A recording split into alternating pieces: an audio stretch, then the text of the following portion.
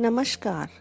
ये है फलक की कहानियों का अद्भुत संसार। किस्सा कहानी, कहानियां जिनमें लिखते हैं हम खुद को। मैं हूं वंदना पुरोहित और आपको सुना रही हूं अपनी स्वरचित कहानी फरिश्ता। आज पेंडिंग काम निपटाने के चक्कर में सोना को समय का पता ही न चला। ऑफिस में बहुत देर हो गई।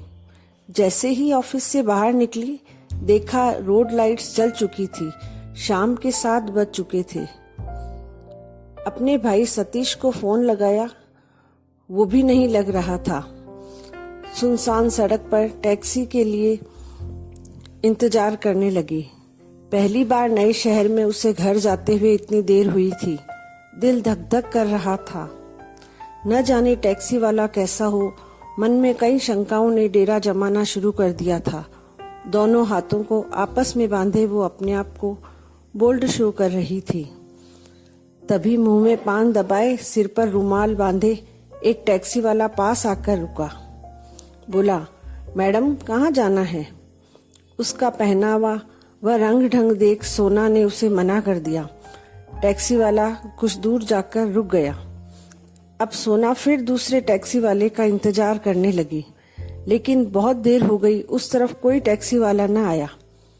तभी देखा वो रुमाल बांधे पान चबाता हुआ टैक्सी वाला उसकी तरफ कदम बढ़ा रहा था। डर के मारे सोना ने मोबाइल निकालकर ये जताया जैसे वो किसी से बात कर रही है। टैक्सी वाला कुछ दूरी पर ही खड़ा हो गया और उसकी बात खत्म होने का इंतजार करने लगा, लेकिन डर के मारे सोना कान पर मोबाइल लगाकर कुछ न कुछ बस बोले जा रही थी। तभी 2 लड़के उस तरफ आए और सोना को देख जोर से हंसे। उनकी हंसी सुन सोना के हाथों से मोबाइल गिर गया। उसने उठाया तो दोनों लड़के लपक कर उसकी ओर बढ़े। तभी टैक्सी वाला दौड़ता हुआ आया और उन लड़कों को अपनी लोकल भाषा में जोर से डांट लगाई। उसके गुस्से और उसकी डांट को सुनकर वे रफू चक्कर हो गए। टैक्सी वाले ने मोबाइल उठाकर सोना को पकड़ाया। वह कहने लगा, बेटी ये रास्ता सुनसान है, यहाँ आवाजाही शाम 6 बजे बाद कम ही होती है। तुम इतनी देर से यहाँ अकेली खड़ी हो, इसलिए मैं भी टैक्सी यहीं खड़ी कर रुक गया। जमाना खराब है, अगर कोई तुम्हें लेने नहीं आ रहा तो मैं तुम्हें तुम्हारे घर तक छोड़ दूं। टैक्सी वाले से अपना मोबाइल लेकर कपकपाते हाथों से सोना ने कहा, जी अंकल। भैया का फोन नहीं लग रहा और टैक्सी में जाकर बैठ गई।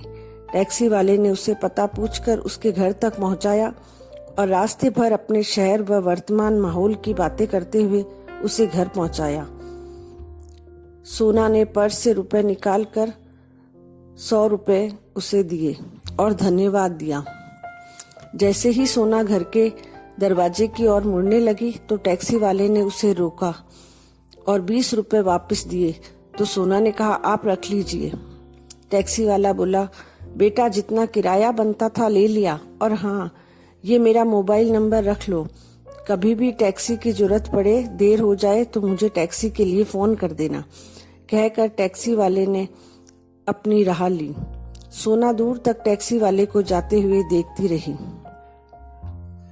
सीढ़ियां चढ़कर घर की चौखट पर पहुंची तो मम्मी चिंतित सी बोली, आज इतनी लेट कैसे कर दी? मेरी तो जान ही निकल गई। सतीश भी तुझे मोबाइल ठीक करवाने गया तो बोला मैं उसे लेकर के आऊंगा, लेकिन वो भी नहीं आया। बेटा फिर तू कैसे आई? मम्मी के प्रश्नों का सोना ने एक ही उत्तर दिया, मम्मी एक फरिश्ता तुम्हारी बेटी को पहुंचा गया। मम्मी अभी भी दुनिया में ऐसे इंसान हैं जो बेटियों की मदद करते हैं। मम्मी को पूरी बात बताई तो उन्होंने भी उस फरिश्ते के लिए ईश्वर को धन्यवाद दिया। ये कहानी बस इतनी ही। आगे और कहानियों के साथ हम मिलते हैं किस्सा कहानी चैनल पर। और आपको अगर ये कहानी पसंद आए तो आप लाइक शेयर कमेंट जरूर कीजिए। धन्यवाद।